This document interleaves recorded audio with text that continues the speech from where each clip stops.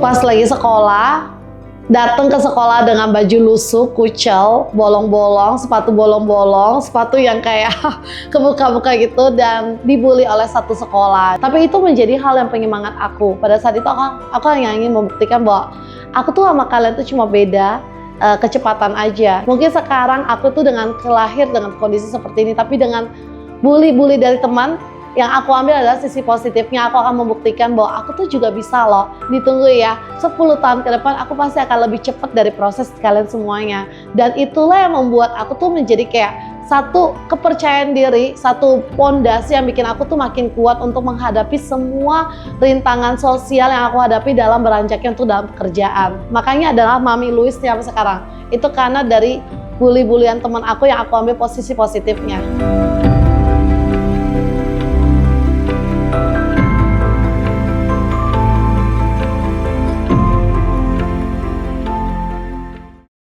Boleh di sini Mami memperkenalkan diri dan sebagai apa di sini?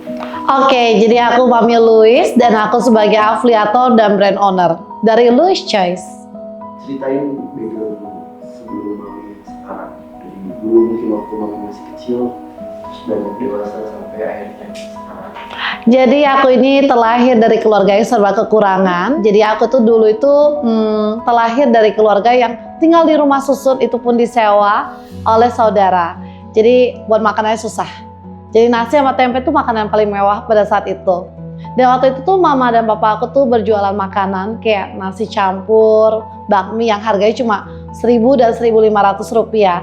Dan waktu itu tuh aku tuh kerjanya habis pulang sekolah, itu aku pasti bakal nganter-nganter makanan. Dan kalau rumah susun waktu itu tuh dari A sampai Z, dan satu rumah susun tuh 6 lantai. Jadi kayak keliling nganter-nganter pagi sebelum sekolah, dan setelah pulang sekolah kerja terus sampai jam 12 malam nganter-nganter makanan. Dan akhirnya setelah aku beranjak dewasa, pelan-pelan, walaupun sekolah tuh biayanya tuh dengan utang sana sini, tutup lubang gali lubang, utang ke tetangga, bahkan ke saudara-saudara, hampir saudara pun takut sebenarnya nguntangin kita. Nah itu akhirnya aku tuh pun melakukan pekerjaan sebagai guru les private kepada anak-anak kecil, anak-anak TK di rumah. Akhirnya pelan-pelan aku naik ke SPG, sambil lagi sekolah, aku juga jadi SPG harian kayak SPG event Oreo, Kongguan, bahkan di PRJ event tahunan. Dari PRJ aku lulus sekolah, akhirnya aku jadi translator Mandarin. Dari translator Mandarin, rumah sakit kanker dan tumor yang ada perwakilan di China, akhirnya aku berubah jadi marketing, dan sampai akhirnya aku jadi ibu rumah tangga yang sekarang jadi afiliator di TikTok, dan terakhir jadi brand owner.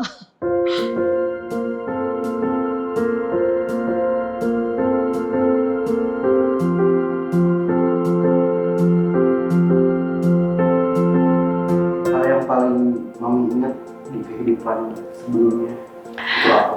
Paling inget di kehidupan yang sebelumnya itu pas lagi sekolah, datang ke sekolah dengan baju lusuh, kucel, bolong-bolong, sepatu yang kayak kebuka-buka gitu, dan dibully oleh satu sekolah. Jadi pada saat itu memang sekolah itu kan swasta. Mama aku dengan bersusah payah menyolokkan aku di sekolah swasta, walaupun itu mesti utang-utangan ya, utang keluarga, utang saudara. Dan waktu itu dibully dengan satu sekolah kalau aku tuh ya dari keluarga miskin, nggak layak tinggal sekolah sana, dan bahkan sampai dilempar-lempar penghapus, dan ya begitulah kalau dikucilin dan dibully kan.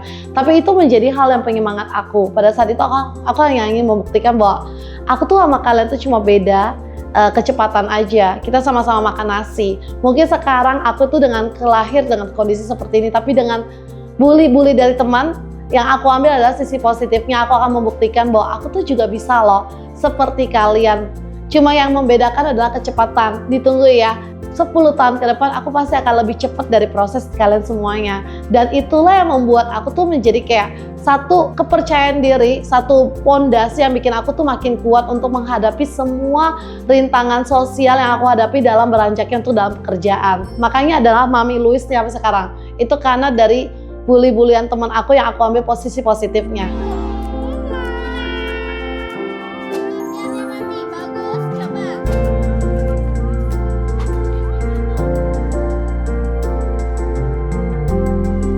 Jadi setelah setelah aku lulus sekolah tuh aku jadi SPG, Sales Promotion Girl, yang dibayar tuh satu hari 50.000. Satu hari ya, kerjanya tuh 8 sampai 12 jam.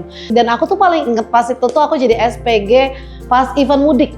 Jadi orang lagi pada mau mudik tuh aku kerja di pom bensin, nggak tidur dari jam 6 malam sampai jam 6 pagi keliling di pom bensin. Jadi kalau ada bus pariwisata yang datang untuk isi bensin, kita tuh SPG lari-larian naik ke bus, jualan, ayo deh beli yuk Oreo-nya atau Kongguannya, ayo buru-buru. Jadi kayak kita tuh ngejar waktu biar tuh si busnya tuh lagi isi bensin, mungkin kurang lebih 3 sampai 4 menit tuh kita harus cepet-cepet jualan dan cepet-cepet turun lagi. Dan diulang-ulang terus. Jadi itu adalah kerjaan aku setelah aku lulus sekolah. Karena aku nggak kuliah waktu itu. Ya, aku nggak mau bikin mama aku lebih berat lagi. Jadi aku kerja aja dan bantu mama aku. Setelah dari SPG akhirnya mungkin karena aku mendapatkan berbagai achievement, penjualan tuh juga banyak. Yaitu aku menargetkan pada diri aku sendiri karena aku mau membuktikan kalau bos itu bayar aku 50.000 per hari, mereka tuh nggak bakal kecewa, mereka nggak akan rugi karena aku memberikan mereka yang terbaik. Dari sana aku jadi marketing, penjualan produk-produk offline di kantor. Ya sama, sebagai marketing aku jualan lagi, mempromosikan sesuatu dan aku mendapatkan achievement karena mendapatkan penjualan yang paling besar dibandingkan marketing yang sudah lama mungkin di sana 10-20 tahun. Dari marketing aku jadi translator Mandarin, itu rumah sakit kanker dan tumor di China. Kenapa aku kerja itu? Karena waktu itu gajinya menggiurkan. Waktu itu gajinya ya 7 juta, itu gede banget lah pada saat itu untuk per bulan. Maka aku pindah dan aku mau membuat achievement pada diri aku sendiri karena waktu itu aku tuh nggak bisa bahasa Mandarin. Tapi dengan PD dahsyat aku jadi translator Mandarin dengan Mandarin yang pas-pasan. Jadi pada saat itu aku buat itu sebagai pekerjaan yang aku sambil belajar. Aku bisa membuat berbagai banyak fondasi, aku bisa kenal dengan orang-orang China, orang-orang luar negeri, dokter, bahkan pasien-pasien yang datang. Nah dari sana aku akhirnya jadi nikah sama suami aku yang sekarang, Papi Yawe. Dan akhirnya aku jadi ibu rumah tangga. Nah pada saat itu kan aku kan lagi COVID, aku nggak tahu mau ngapain ya.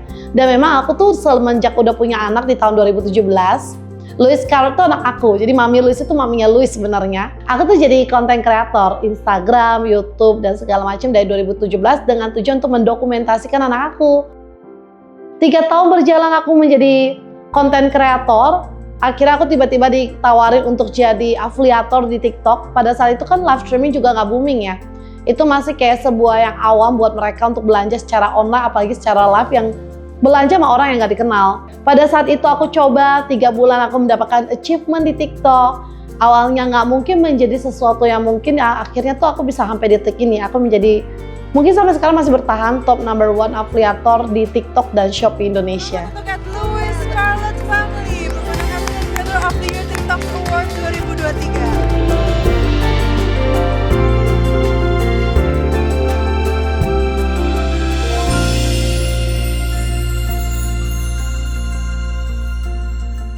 Kenapa bisa kembangin akun Louis Carrot, yang mana itu akunnya anaknya? Bukannya lebih enak kalau ngembangin akun namanya Mami sendiri? Oke, jadi waktu itu orang-orang tuh udah kenal tuh Louis Carrot ya kan. Louis Carrot itu pada saat itu tuh dapet centang biru di TikTok, Instagram, dan YouTube-nya juga udah dapet silver gitu kan. Nah waktu itu kalau udah centang biru kayak gitu, ganti nama itu udah gak memungkinkan. Dan orang-orang tuh juga udah tahu dengan nama Louis Carrot ini. Akhirnya setelah berpikir cukup keras, ya udah deh kita kasih nama Louis Carrot Family yang akhirnya dikembangkan sampai hari ini. Dulu kenapa bisa tiba-tiba ketemu sama Papi? Ketemu sama Papi itu ya sebenarnya sesimpel itu sih. Waktu itu ya karena kerja jadi marketing, ya Papi juga di bidang marketing tersebut, dia juga jualan produk itu sebagai brand owner. Terus kan kita punya customer sama kan. Customernya mau kenalin Papi ke aku karena katanya nggak punya temen. Ya udah aku jadi temen dia dan aku tuh suka sama dia karena dia tuh orangnya polos, baik, dan ya bisa sharing-sharing. Dari sanalah awal cinta kita bersama.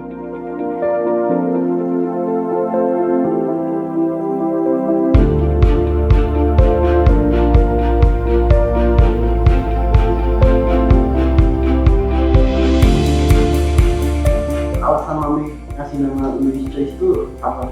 Karena kan aku kan afiliator udah selama 3 tahun non-stop live streaming. Orang-orang selalu percaya dengan apa yang aku berikan. Pilihan-pilihan skincare atau makeup, bahkan produk-produk home living, itu follower aku tuh udah percaya kalau misalnya udah masuk ke live streaming aku, mereka udah percaya itu adalah pilihan terbaik dengan harga yang terbaik. Nah setelah berpikir cukup keras, akhirnya aku memikirkan gimana kalau kita kasih nama Louis Choice.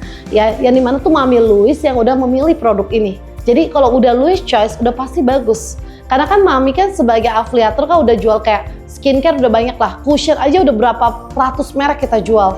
Skincare udah berapa ratus merek kita jual. Dari berbagai banyak skincare dan makeup yang udah Mami jual itu kayak aku tuh udah tahu skincare yang bagus tuh sebenarnya kayak gimana sih. Yang disuka sama follower Mami tuh kayak gimana. Yang cocok dengan orang Indonesia tuh kayak gimana. Karena walaupun kita punya skincare ABCD, ya kan belum tentu skincare dan makeup itu cocok sama orang Indonesia. Mungkin cocok sama orang luar negeri di Eropa, tapi belum tentu cocok di orang-orang Indonesia yang iklimnya tropis. Makanya that's why setelah pilihan begitu panjang dan Mami menciptakan berbagai skincare dan makeup sampai detik ini, kita kasih nama Louis Choice. Kalau udah Louis Choice berarti emang udah bagus. Kenapa Louis Choice itu bisa terbentuk dan bertahan sampai sekarang? Oke, sebenarnya kalau dibilang terbentuk dan bertahan sampai sekarang, Louis Choice tuh jujur ngomong tuh umurnya baru 4 bulan. Itu launching di tanggal 11 bulan 11 2023. Pada saat TikTok Shop ditutup, kita mengandalkan Shopee.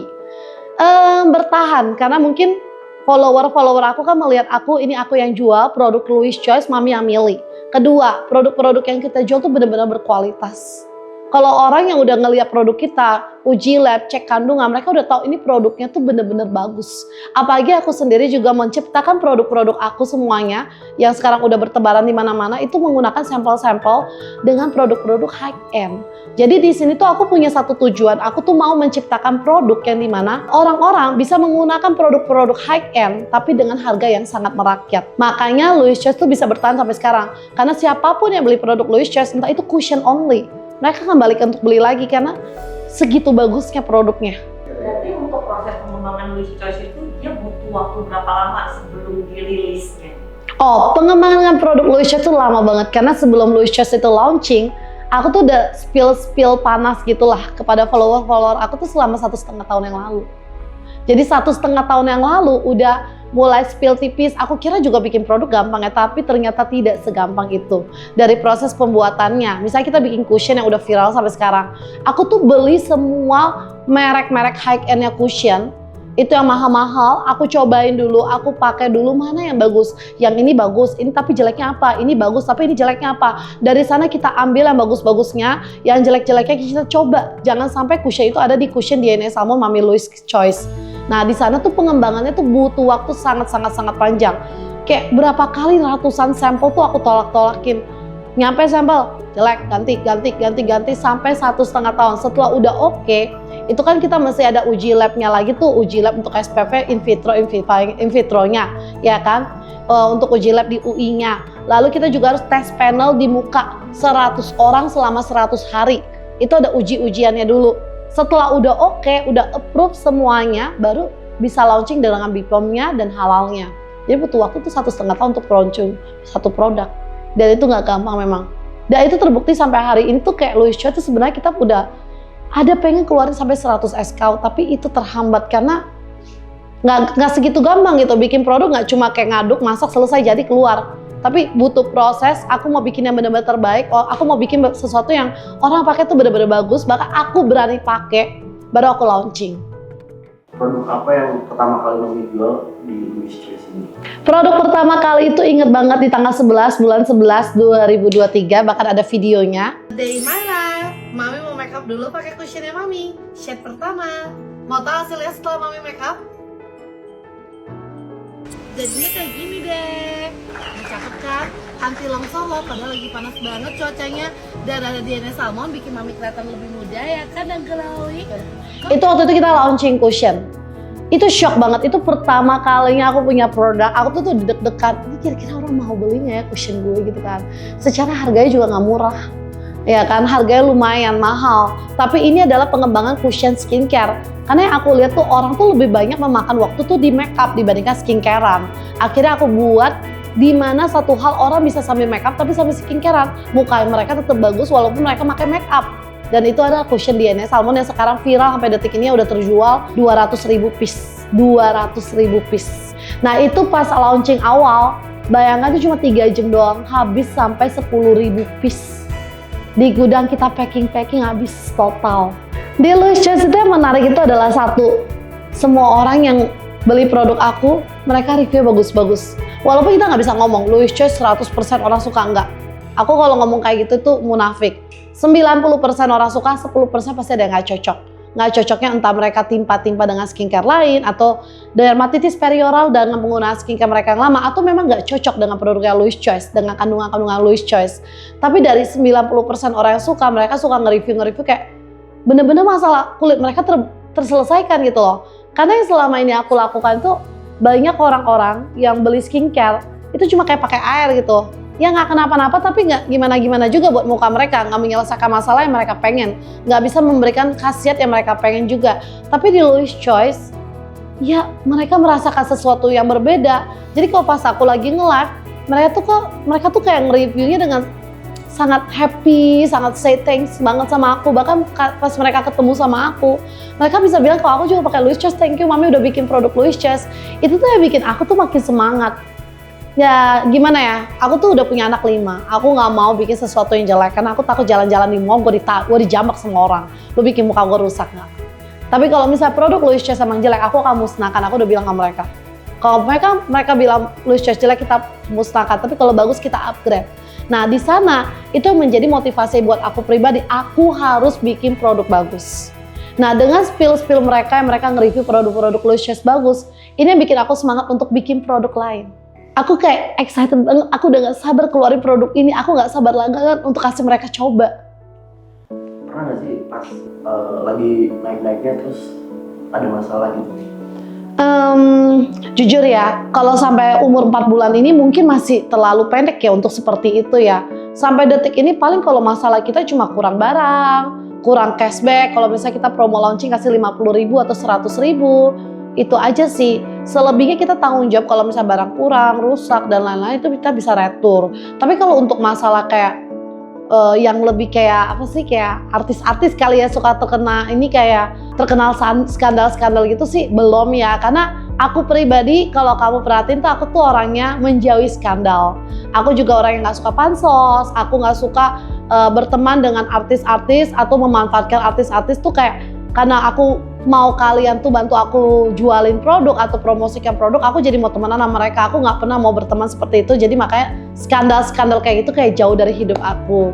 Tapi ya aku tidak mau menutup kemungkinan kalau suatu saat nanti akan turun, ya kita lihat aja. Pokoknya kalau sampai Louis Choice turun karena ada sebuah kesalahan yang disebabkan oleh aku pribadi, aku akan bertanggung jawab sepenuhnya 100% dari aku. Bahkan aku sudah katakan kita akan musnahkan produk itu. Aku pengen mami ungkapin harapan untuk Louis Choice ke depannya. Aku berharap banget Louis Choice bisa mendunia. Jadi bukan cuma di Indonesia. Jadi tujuan Louis Choice itu bukan cuma di Indonesia. Kita bakal ekspor sampai ke Singapura, Malaysia, dan Vietnam. Itu 3 negara tujuan kita selanjutnya. Dan Louis Choice bakal soon akan hadir di Sociolla, Kikivi. Jadi bakal banyak toko-toko offline-nya yang akan bikin kamu juga repot banget nantinya. Jadi harapan aku maunya Louis Choice bakal mendunia dan semua warga negara Indonesia bisa menggunakan Louis Choice, di mana produk Louis Choice ini benar-benar ada produk yang kita sampling dengan produk-produk high end tapi harganya sangat-sangat merakyat. Dan semoga orang-orang yang menggunakan Louis Choice memang happy dan merasakan khasiat yang berbeda gitu dibandingkan skincare mereka yang dahulu.